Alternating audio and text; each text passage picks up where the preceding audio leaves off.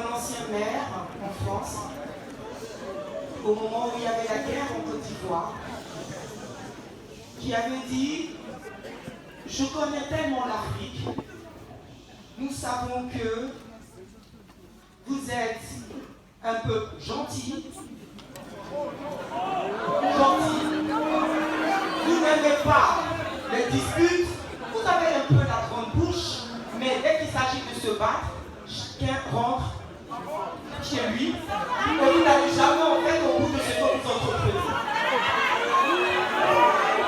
Et je l'avais regardé et je lui avais dit, vous savez monsieur, un esclave, même bien traité, un jour aura marre d'être esclave et demandera sa liberté. Et je pense que c'est ce que nous sommes en train de faire.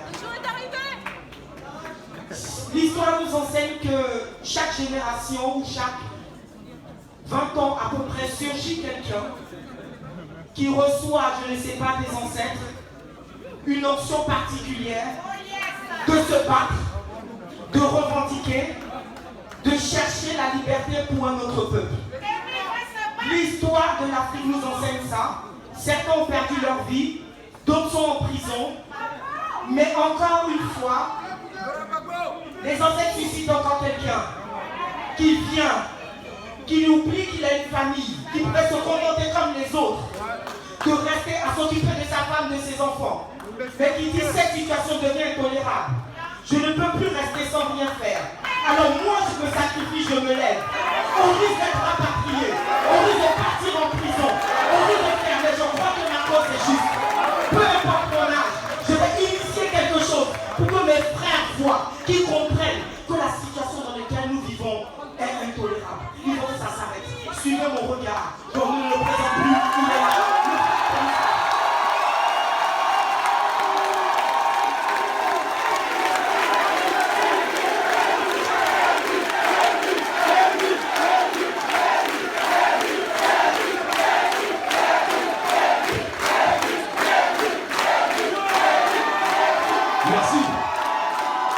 Merci infiniment. Merci à chacun d'entre vous. Merci pour votre présence. Merci pour votre patience. Merci pour votre solidarité. Merci pour votre courage. Derrière les murs de la prison de Rebeuch, je sentais vos respirations à chacun d'entre vous. Et je vous demande, s'il vous plaît, une fois n'est pas coutume, de vous applaudir profondément parce que votre mobilisation est une déclaration de guerre à l'impérialisme.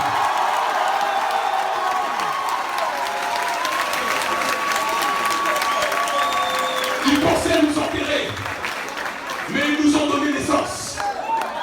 Macky Sall pensait nous noyer, mais il nous a appris l'apnée. En agissant de la sorte, comme ces anciens l'ont fait en vendant ses propres frères adorés, Macky Sall a donné naissance à un nouveau monde, à une nouvelle génération, celle qui a décidé plus que jamais d'accomplir définitivement sa mission. Merci à Macky Sall.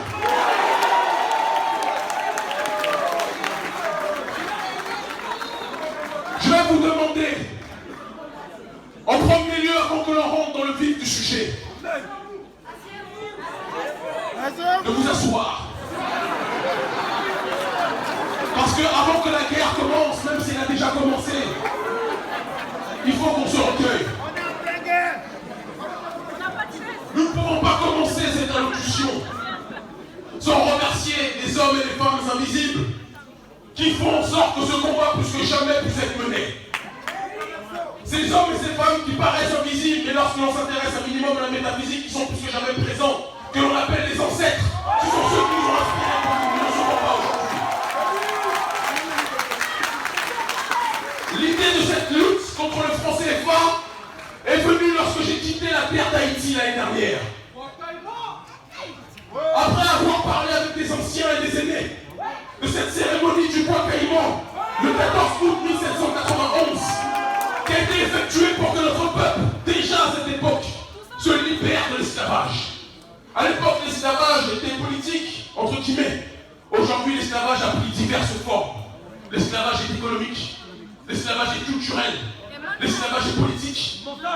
l'esclavage est mental. En quittant Haïti, dans le vol qui m'a ramené sur la terre-mère, tout d'abord en priorité en Occident, je faisais escale pour voir une partie de ma famille, puis par la suite pour aller sur la terre-mère, je me suis juré que le combat pour notre souveraineté, lorsque je vois notre peuple souffrir aux quatre coins du monde, parce que certains ont cru que c'était une question uniquement, et on va y venir, une question simplement monétaire de francs CFA qui ne concernait que les pays d'Afrique de la zone franc, c'est faux. Lorsque l'on parle de CFA, même si notre grand frère que je vous demande d'applaudir profondément, Nicolas Bou, l'a parfaitement illustré, ne nous arrêtons pas à la question de la monnaie. CFA, c'est le colonialisme français qui touche les Africains et les Afro-descendants. Ce contre quoi nous nous battons, ce n'est pas simplement la monnaie, c'est la plantation colonialiste française qui tue le continent africain, qui tue le diaspora, qui tue notre peuple. Et cette plantation, nous nous sommes jurés depuis l'année dernière que nous allons organiser structurellement la résistance de telle sorte que feuille par feuille, nous brûlons cette dernière. Au départ, certains nous croyaient fous. Au départ, certains nous croyaient illuminés. Mais qui se souviennent, comme les ancêtres le disaient, que ce sont ceux qui reçoivent les lumières des anciens qui sont capables d'éclairer l'obscurité.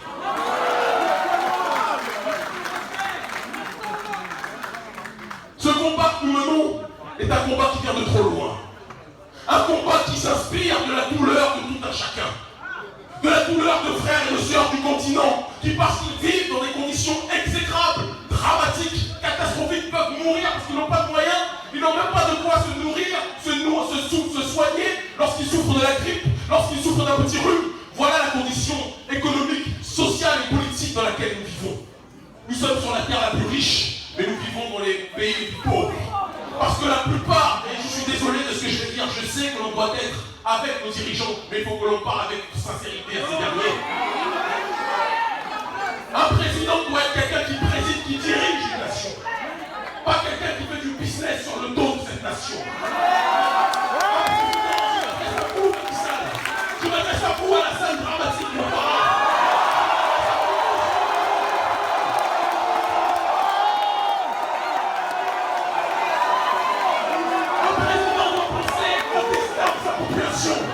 Un président doit penser au bien-être de sa population, de sa jeunesse, de ses femmes, de ses enfants, de ses frères, de ses fils. Un président doit être le garant de l'intégrité de son peuple.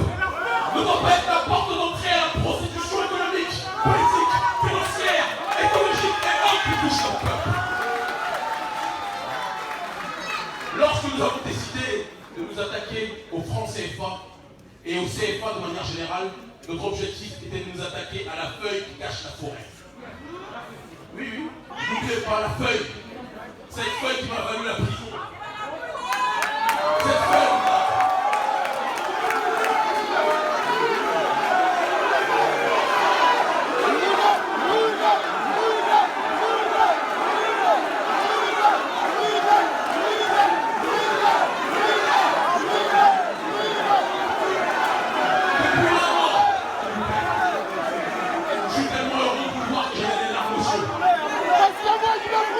Depuis un an, nous discutions avec nos équipes, avec l'un des plus brillants frères que nous comptons, je vous demande de plus fortement encore, Éric Djouti. Avec nos sœurs, et j'en profite s'il vous plaît parce que dans ce combat malheureusement qui touche la cause africaine, on a toujours tendance à mettre les hommes en avant, mais il faut qu'on soit clair, sans nos sœurs, nous nous aurions perdu.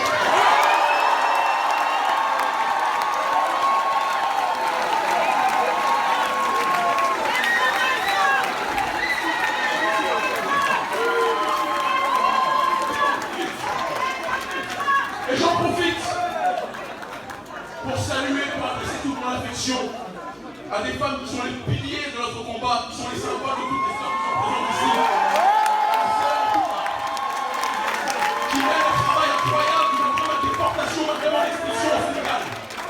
À la sœur Natou, qui à l'heure actuelle en Suisse en train d'exposer sur le terrain historique les conditions dramatiques qui nous imposent la question du franc CFA. À ma mère, sans qui je serais pas debout ici aujourd'hui.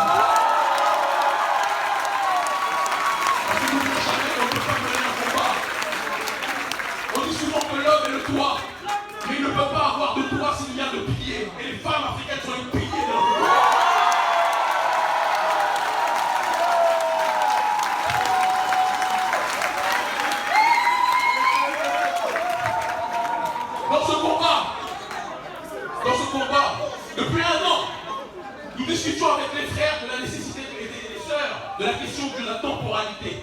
À quel moment devions-nous accentuer ce processus? Parce que nous ne nous trompons pas, nous sommes des provocateurs. Nous sommes une génération thug life. Nous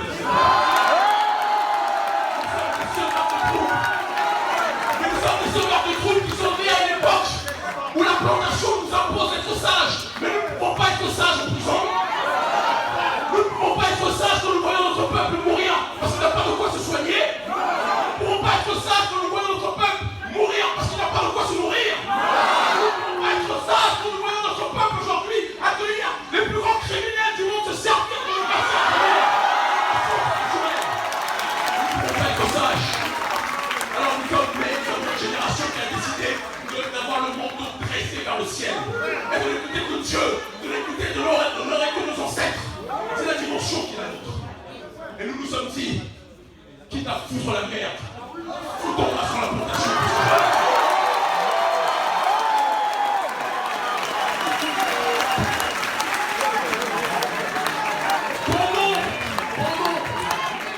Bon nombre de la prétendue, il faut parler de cela. Parce que nous sommes à une dynamique aujourd'hui de paix et d'unité, mais il faut qu'on rappelle un certain nombre de préceptes. Bon nombre de prétendus intellectuels que j'ai suivis, que je sois en prison, que je sois à l'extérieur, ont passé leur temps à dire que nous étions des pyromanes. Ont passé leur temps à dire que nous étions des, comme il disait notre guignol, afro-clowns. Je ne vais pas citer son nom, il est malédiction tout seul. Ont passé leur temps à trahir notre combat, nous présenter comme des suprémacistes. Comment un Africain ou un afro-descendant aujourd'hui qui est plus bas que terre peut être considéré comme un suprémaciste parce qu'il dit que nous sommes le foyer originel de l'humanité et que nous voulons être traités en êtres humains? Comment pouvons-nous être qualifiés de suprémacistes? Parce que nous disons qu'il n'est pas normal que tout le monde vienne se servir chez nous et que nous ne nous servons pas nous-mêmes. Comment pouvons-nous être qualifiés de suprémacistes? Parce que nous disons que nous ne voulons plus que les multinationales aujourd'hui pillent notre continent, pillent les Caraïbes, pillent notre population.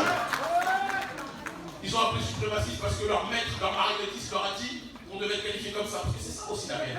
Un Africain ou une Africaine, un homme, un afro-descendant ou une afro-descendante est considéré comme une entité prônant la suprématie dès lors qu'il veut récupérer son propre destin. Parce qu'ils ont été habitués à nous voir en bas. Et dès lors que celui qui est en bas se lève et décide de se rebeller, il remonte tout le monde sur ses épaules. Et donc les gens ont peur. Ils ont peur d'un World Trade Center géopolitique. Ils ont peur que les tours de leur domination s'effondrent. Mais sont les gens en train de s'effondrer? Parce que de par justement la pratique et l'application stricte, hystérique, maladive du capitalisme dérégulé qu'ils ont effectué depuis tant d'années, ils ont eux-mêmes fragilisé le monde dans lequel ils vivaient.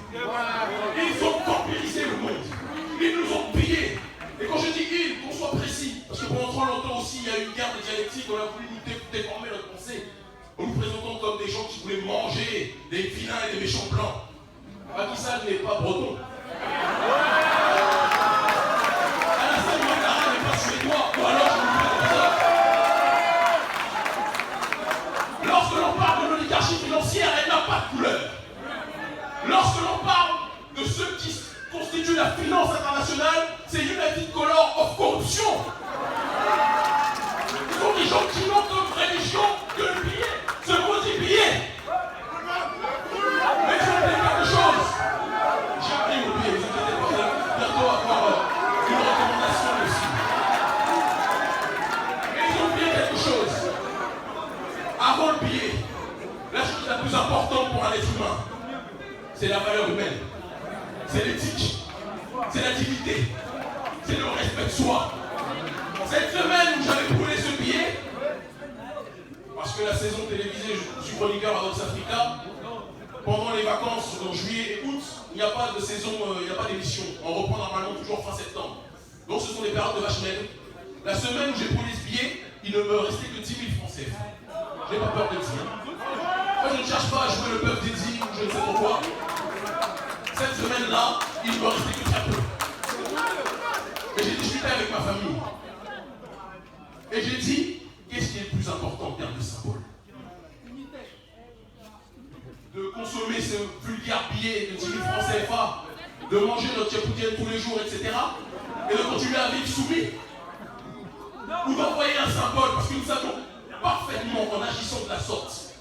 Si la BCAO agissait avec son adoration du billet plutôt qu'avec son intégrité, la BCAO allait nous attaquer. C'est un piège qui nous a tendu à ces derniers. C'est un piège qui nous a tendu à ces derniers. Nous savions que le prix à payer de ce piège était dangereux. Nous savions que le prix à payer de ce piège était la prison, potentiellement parlant. Mais nous savions qu'en faisant, en agissant de cette façon, on remettrait au centre du débat la question de notre souveraineté, parce que c'est la seule question qui vaille dans ce débat. Merci, Denis. En agissant de cette façon, et je tiens à le dire parce que je sais que dans les médias qui sont présents, vous constaterez que dans les dépêches de presse qui seront rendues en lundi, en début de semaine prochaine, il y aura des presses africaines, mais il y aura aussi certains espions des presses françaises qui sont ici présents.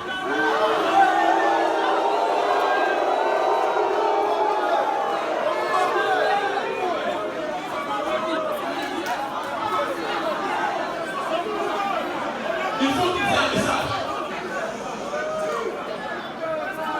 Même si on a besoin de passer par le feu aujourd'hui pour parler, parce que Internet a fait que ces gens-là sont devenus des médias has-been, définitivement. Nous nous réunissons aujourd'hui ici, et il faut qu'ils le comprennent. Non pas grâce à France 24, non pas grâce aux racailles du monde d'Afrique, qui viennent parler du fait qu'ils veulent être le premier média panafricain, mais quel Africain leur a demandé de parler pour nous?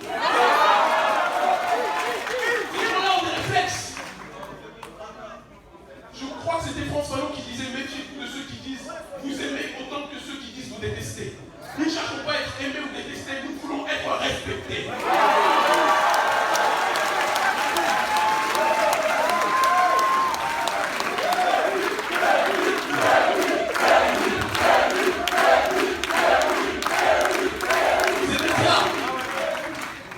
Ces médias, dans leur campagne de calomnie, ont oublié un facteur déterminant.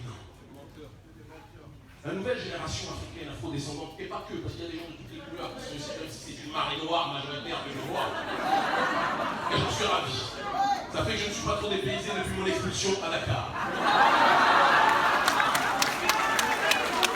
On est en famille. Même s'il y a une quelques policiers qui sont présents, on leur passe la paix aussi.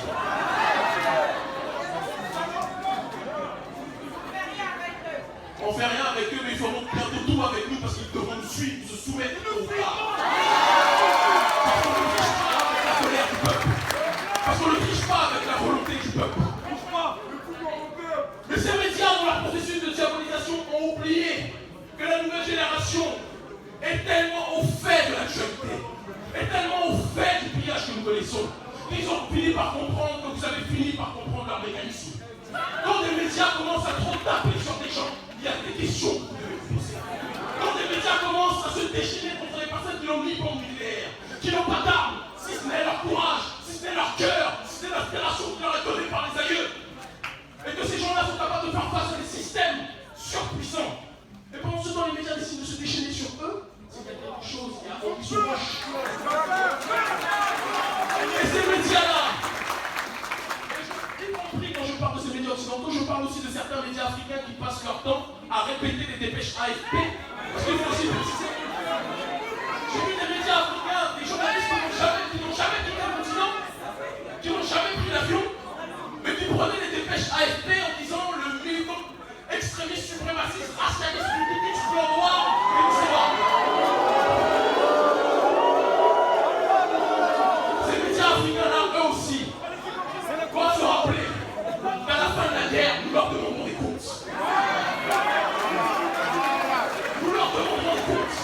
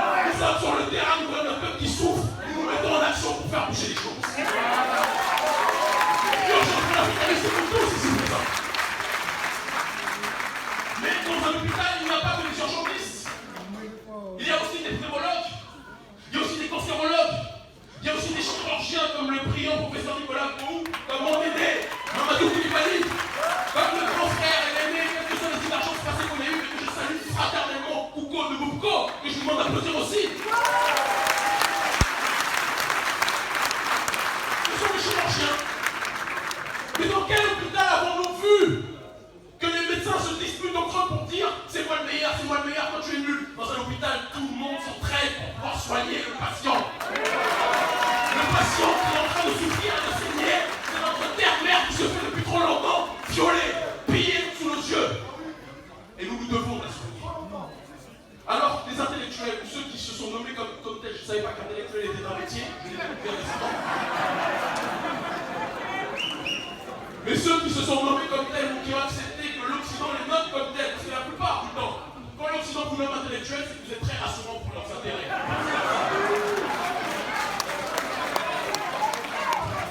La définition d'un intellectuel, c'est celui qui est capable de se servir de son intelligence pour transformer le réel, normalement. Pas celui qui est dans une dynamique d'agiter des principes conceptuels, de dire je sais ceci, je sais cela, je sais cela, mais quand la journée est finie, tu redeviens un esclave comme tu l'as toujours été. Intellectuel, sportif, musicien. J'en passe d'ailleurs une grande salutation pour mon grand frère Alpha Blondy, que je vous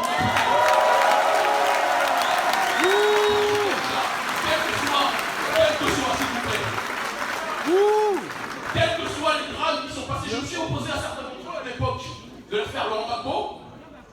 Il y a des gens, on a eu des divisions profondes, nous tous, à un certain moment. Mais le Tout-Puissant et les ancêtres derrière eux, derrière lui, veulent que nous nous réunissions aujourd'hui, parce que nos ennemis sont réunis, eux, pour nous piller. Nous devons être réunis aussi pour résister. Au moment où nous parlons, partout en Afrique francophone, mais aussi dans les Caraïbes, et je vais venir pourquoi. Nos populations sont en train de se mobiliser. Pourquoi se mobilise-t-elle? J'ai eu hier un journaliste qui m'a demandé mais pourquoi vouloir réunir les gens de Guadeloupe, de Martinique, etc., de la Réunion et autres. La Réunion était amorcée, mais la Réunion aussi. La Guyane, Haïti, réunir toutes ces terres et liées à notre combat. Je lui ai dit mais mon frère, vous n'avez pas compris. Notre peuple peut se libérer partout où il est. Parce que quel que soit le nom qu'on lui donne, notre peuple connaît le processus de domination. Ils nous ont divisés entre noir clair, noir foncé, entre africains et experts. Dans leur regard, nous sommes nommés dans le fait. Marcus Garvey disait one God, one aim, one destiny. Nous allions, notre peuple est confronté au même problème. Et quand les passions sont soumises ou confrontées au même problème, il est temps qu'ils prennent un médicament en commun. Et ce médicament, c'est la solidarité. Ce médicament, c'est le parallélisme. Ce médicament, c'est la fraternité. Ce médicament, c'est la disparition de nos égos pour nous enfiler. Ce médicament, c'est refuser de nous faire instrumentaliser par d'autres qui veulent nous attaquer. Pendant trop longtemps, il y a eu certains, même dans cette salle, et je salue certaines associations qui sont présentes, qui ont été manipulées par différents courants, soit d'extrême gauche, bien souvent les plus racistes. On parle bien souvent d'extrême droite. Qu'on soit clair, je vomis l'extrême droite autant que l'extrême gauche, comme ça je court-circuite leur diabolisation religieuse.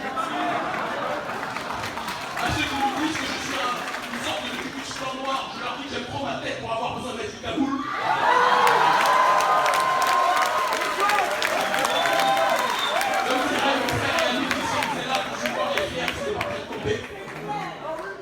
Ce n'est pas prêt de changer. Donc ni de droite, ni de gauche, ni d'extrême droite, ni d'extrême gauche, mais extrêmement droite pour faire des cartes vers le colon de terre.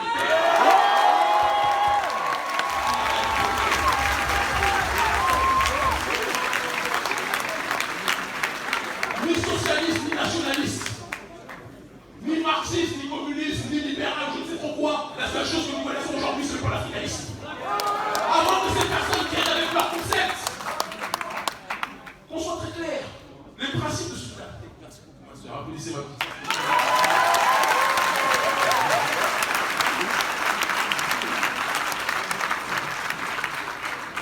Julius Nyerere parlait déjà de solidarité. À une époque où les antifas qui sont ici, ou les gens d'extrême gauche qui sont ici, les bobos de Saint-Michel qui refont le monde dans le quartier latin, n'existaient pas. Que ces gens-là soient prudents avec nous quand ils parlent de nous. Que ces gens-là arrêtent de nous dire comment nous devons résister ou souffrir. J'ai eu, il faut que vous le sachiez aussi, on a eu des informations selon lesquelles des gens qui jouent les grands révolutionnaires ici n'étaient pas contents que nous menions cette lutte sur le continent. Les gens du parti de gauche, du front de gauche pour lesquels vous avez voté ou les insoumis. J'ai appris que des gens, des dirigeants du mouvement des insoumis disaient ce n'est pas normal que des nazis noirs dirigent le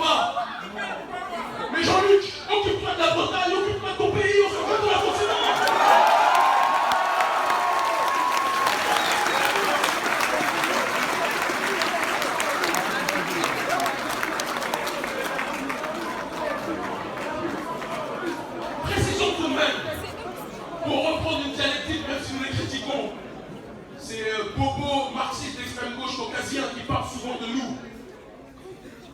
Ce n'est pas une lutte de race. Non. Nous n'avons pas. Nous, c'est les races, c'est les chiens qui ont une race. Chez nous, on ne parle pas de race. Nous sommes un peuple. Et nous parlons de peuple. J'ai fait les 4 coins du monde depuis ces dernières années, peut-être plus de 50 pays, parfois publics, parfois en privé, pour étudier les révolutions partout. En Amérique du Sud, au Moyen-Orient, en Asie, en Afrique, j'étais partout. Pas un continent où je ne sois allé, sauf en Australie que je visiterai peut-être si on ne me tue pas avant.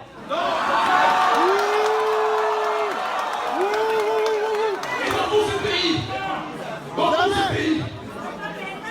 j'ai vu des gens qui étaient une masse asphyxiée par une oligarchie.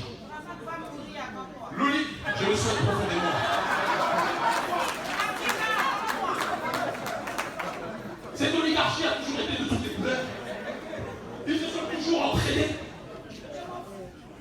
Lorsque je suis rentré sur le continent africain, moi qui auparavant étais dans une dynamique de voir systématiquement, uniquement le suprémacisme occidental, le racisme blanc, parlons des choses telles qu'elles sont, j'ai vu sur le continent des oligarques africains qui étaient plus criminels, plus sauvages, plus barbares que pendant que racistes occidentaux. J'ai vu des gens qui vivaient dans une opulence la plus démesurée, avec 15 voitures pendant qu'une maman n'avait pas de quoi donner du lunaire. Nous ne pouvons donc pas être simplement dans une question de race. Ce n'est pas une question de race. C'est une question de groupes sociaux, c'est une question de classe. Et ce que Karl Marx disait lui-même, il ne l'a pas inventé. Aux sociétés traditionnelles, il le disait bien longtemps avant son existence. Nous nous battons parce que nous voulons pouvoir profiter de nos propres sols, de nos propres ressources naturelles, de nos propres matières premières. Nous nous battons pour pouvoir combler le gap qui existe entre les différentes catégories sociales. Nous nous battons pour que notre population puisse être en harmonie avec le banc en or massif sur lequel elle est assise. Parce que nous ne pouvons pas accepter que tout le monde vienne se nourrir sur ce banc, mais que nous soyons en train de faire la manche comme des aveugles. Ce principe qui est le nôtre. Et le franc CFA dans ce cas précis est un alibi. Qu'on soit clair. Lorsque nous avons allumé ce billet, nous l'avons allumé parce que nous savions que la pyramide, du moins la base centrale de leur système de domination, c'est la finance internationale. Et le représentant de la finance internationale dans l'Afrique francophone, c'est le franc CFA. Ouattara est un sous-traitant, mais je suis d'accord avec toi. Ne donnons pas trop de médailles à cet homme-là. Je sais que certains dans l'équipe vont dire qu'Émile ne critique pas trop les présidents. Mais il y a des gens qui ont déjà démissionné tellement qu'on ne peut plus être dans une démarche d'éviter les critiques. Il faut qu'on leur parle clairement. Il y a eu un printemps arabe au Maghreb. Il y a aujourd'hui une marée africaine qui va se déferler sur ce jour-là. Et ça commence aujourd'hui.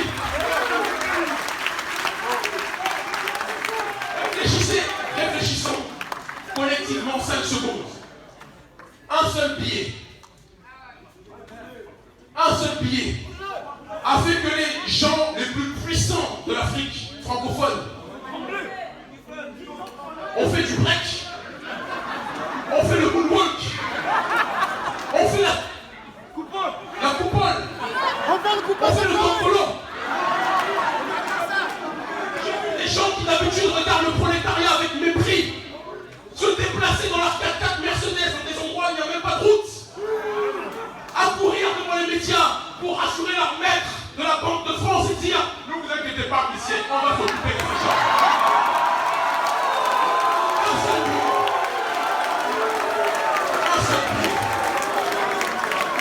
Un seul billet. Et ces gens-là souffrent parce que pendant très longtemps ils ont voulu nous pousser à aduler, à adorer ce billet, à être prêt à tout pour ce billet. Mais la matrice a bugué. Leur matrice a bugué. Ils avaient dit que nous devions adorer la monnaie, mais nous avons décidé de la brûler.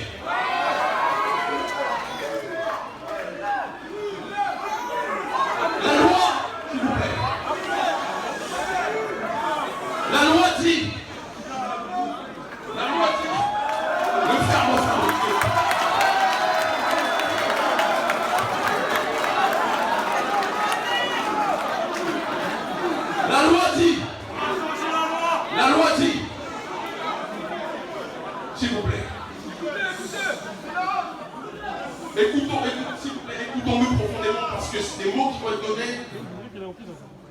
vont avoir une influence déterminante dans les temps à venir sur le continent et dans la diaspora. Ils ont voulu me mettre 5 ans de prison en partant du principe que la loi normalement dit que celui qui brûle un billet doit aller en prison. Et c'est ce que je croyais en y allant. Bon, Serge Gainsbourg l'a brûlé, mais lui il ne voulait pas payer ses impôts, c'est pas pour la souveraineté. Il y en a qui ont des problèmes de riches. Et puis, comme vous l'avez compris, Serge Gainsbourg n'est pas béninois. Je n'irai pas plus loin. Pas besoin de faire des allusions qui pourraient être mal interprétées par certains. Il ne dit burkinabé non plus. Bref.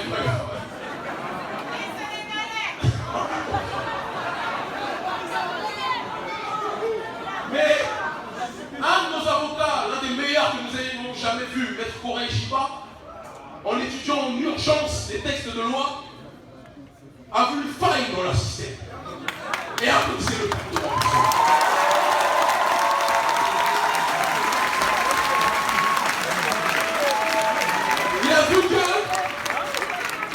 Il a vu que la loi dit précisément que celui qui brûle des billets doit être jeté en prison. Mais nous avons eu la surprise de constater que les gens de la BCAO ne savent pas compter. Puisque les gens de la BCAO ont dit qu'il faut l'arrêter, il faut l'arrêter. Mais je n'ai brûlé qu'un billet, pas deux billets. Mais le fait qu'ils se déchaînent de cette façon contre nous, cela est dû à une seule et unique raison. C'est parce qu'ils savent qu'en initiant ce geste, c'est une tempête de feuilles brûlées que nous lançons. Imaginez une chose. Si on brûle ce pays, ils ont bégayé de cette façon. Imaginons que partout sur le continent, parce que chez nous la notion de sacrifice a un sens. Dans nos traditions, parfois on donne à nos aïeux, ça ne veut pas dire que nous sommes des illuminés ou des fous furieux. On a chacun nos valeurs, nos traditions. Les Africains et les Afro-descendants ont les leurs. Rien pour ce que je dis. Dans nos traditions, on donne. Et c'est ce qui m'a tellement ému, notamment en Haïti. On donne un sacrifice à nos aïeux qui sont dans le monde invisible pour leur dire que nous pensons à eux. Oui. C'est notre tradition. Je sais qu'il y a dans cette salle des chrétiens, des musulmans et autres. Ce n'est pas le problème. Nous sommes une seule et même famille. Vous n'entendrez pas ici des discours de division. N'oublions pas que quelles que soient les valeurs de chacun, je vous en supplie, n'oublions pas qu'avant toute chose, nous sommes des Africains. Et en faisant cela, nous devons honorer nos anciens et nos anciennes. Dans ce processus de sacrifice, on le fait parce qu'en honorant nos aïeux, on honore notre descendance. Dans la notion de sacrifice, il y a la notion de sacré. Lorsque vous vous privez de vous-même pour irriguer l'autre entité, vous vous élevez sans même le réaliser. Lorsque vous vous privez, je vous donne un exemple simple, tous ceux qui nous suivent ici, notamment en Afrique francophone, qui sont présents ici en Europe, lorsque vous vous privez de cette monnaie, 5 000 francs CFA, par hasard, j'ai pu comprendre qu'à Châteauroux, il y a des gens qui distribuaient des CFA. Je ne donne pas d'infos à chacun fait ce qu'il veut. Je n'appelle évidemment personne à aller chercher des CFA. Mais imaginons qu'on apprenne qu'on peut récupérer des CFA en France. Je sais que la presse va tout de suite dire qu'il appelle A. Je vais rien dire encore. Mais que tous ceux qui nous regardent se rappellent que la loi dit, si vous brûlez un billet, vous n'êtes pas hors la loi. Mais la mathématique nous enseigne que lorsqu'on a brûlé un billet, ils ont lancé la lambada. Donc imaginons si chacun d'entre vous ici et chacun d'entre nous sur le continent prend symboliquement dans ce serment envers nos aïeux comme la cérémonie du bois caïman. Prends ce billet et décide individuellement d'en brûler non pas des mais un. Qu'est-ce qu'il faut faire? Pour ceux qui sont en train aujourd'hui de nous ignorer, pour ceux qui sont en train aujourd'hui, mettez-vous à notre place. Je sors de prison et j'entends à la salle dramatique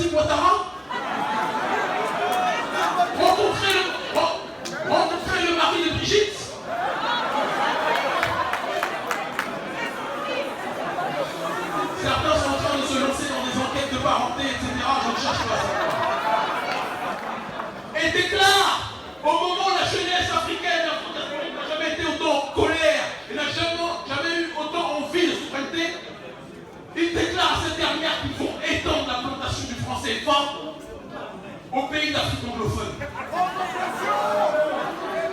Qu'est-ce que cela signifie? Cela signifie que peut-être un billet brûlé n'était pas pour eux suffisant. Que l'on soit clair. Que l'on soit clair.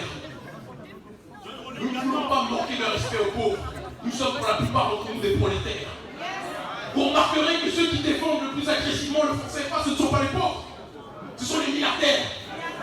Parce que la plupart d'entre eux ont peur que si on quitte le franc CFA, ils connaissent une inflation dans leur conseil, dans leur budget de manière générale.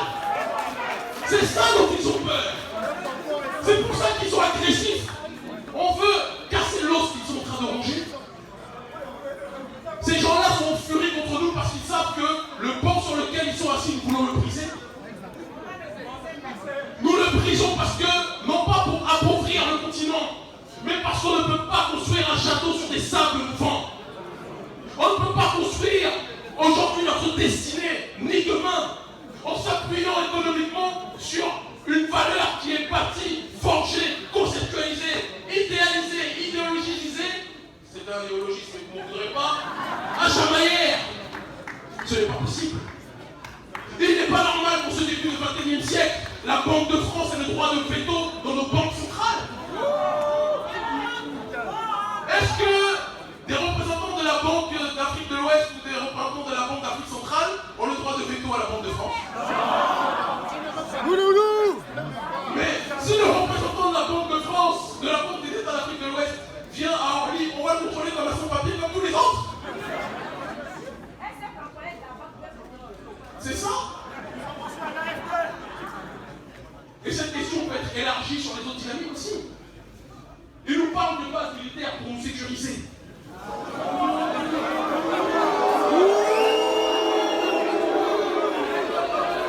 Et moi, normalement, lorsque l'on parle de sécurité, ça doit être une sécurité partagée. Est-ce qu'eux, ils nous autorisent à venir aussi sécuriser leur zone de manière générale? Est-ce que nous aussi, on a le droit d'être là où un certain nombre de... Même s'il n'y a pas beaucoup de matières premières et de ressources naturelles en France. Parce que c'est aussi ça le problème. Hein? Puisque la plupart de leur richesse se trouve sur notre continent. Areva! Ils viennent instaurer les Areva. Ils viennent instaurer les Total. Ils viennent instaurer avec leur racaille économique, leur malfrat financier. Bolero! Et ils pensent que tôt ou tard, nous n'aurons pas envie nous-mêmes de demander, comme le disait la sœur Léonora Milano, la fiche d'admission. Huey Newton disait « It's time to pay back ». Il est temps de payer la note. Vous ne pouvez pas vous servir gratuitement dans un magasin sans passer tôt ou tard à la caisse. Et pour que cette caisse, vous y passiez, si vous ne voulez pas vous-même agir de manière intelligente, nous allons vous pousser à le faire. Il y a eu le printemps arabe. Il y aura l'automne des pieds en feu s'ils ne prennent pas leur responsabilité.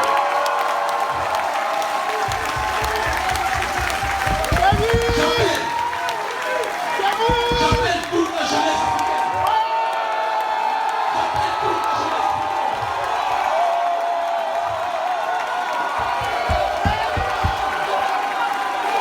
La jeunesse d'Afrique. Dès la semaine prochaine, quel que soit l'endroit où vous vous trouvez, quel que soit l'endroit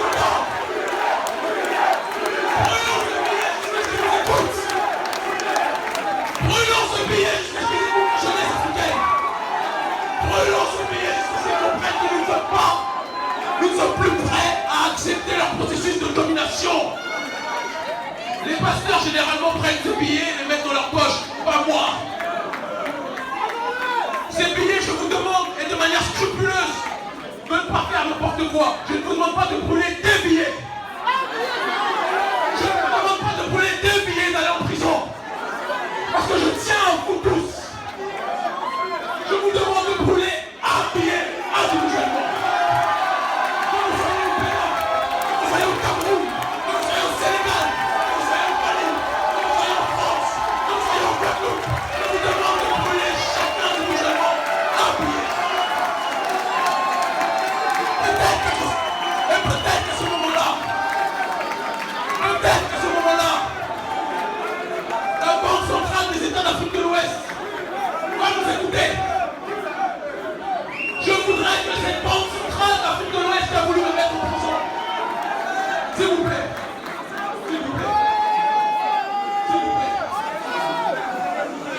brûlez les chiffres, sinon ça va faire un barbecue géant aussi.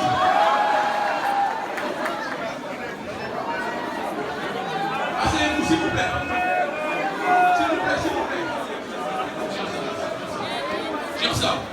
S'il vous plaît, il faut que l'on soit rigoureux chacun d'entre nous.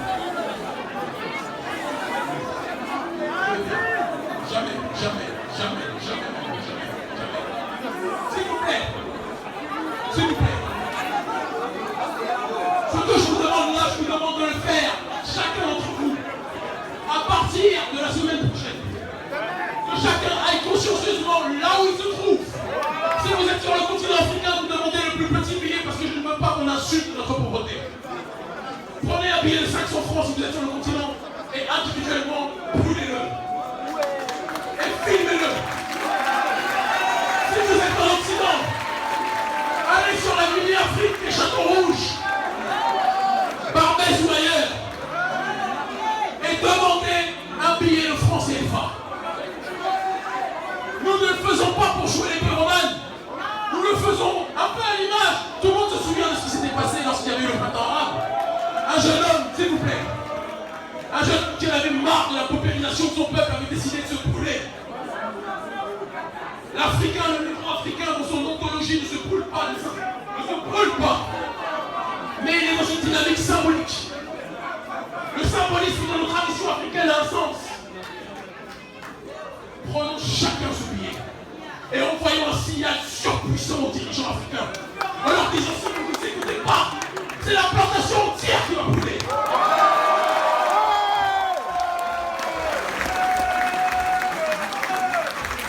D'ici mercredi prochain, je veux voir partout, je dis bien partout sur le continent, dans la diaspora, des frères et des sœurs qui prennent un billet de CFA et qui disent que nous ne voulons plus de cette plantation dans les terres.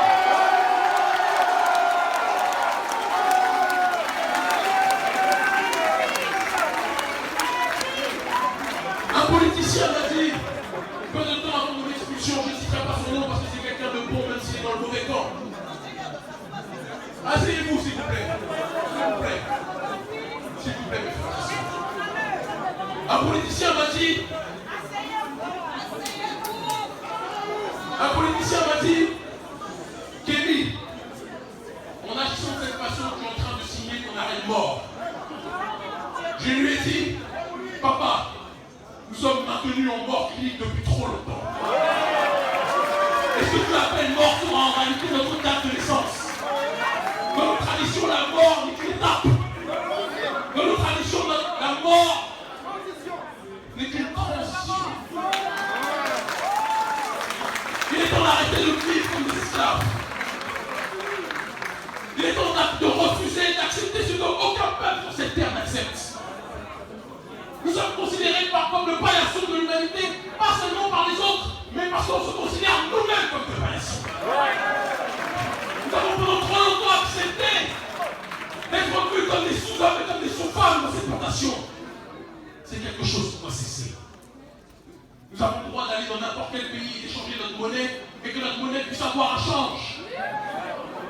Il n'est pas normal que nous allions dans des pays, nous donnons ce billet et ils pensent que c'est un pays de monopoly.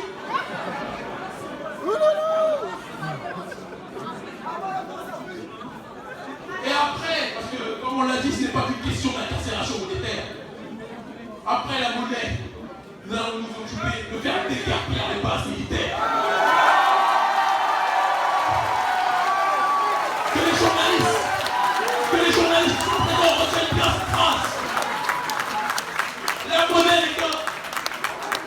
avocats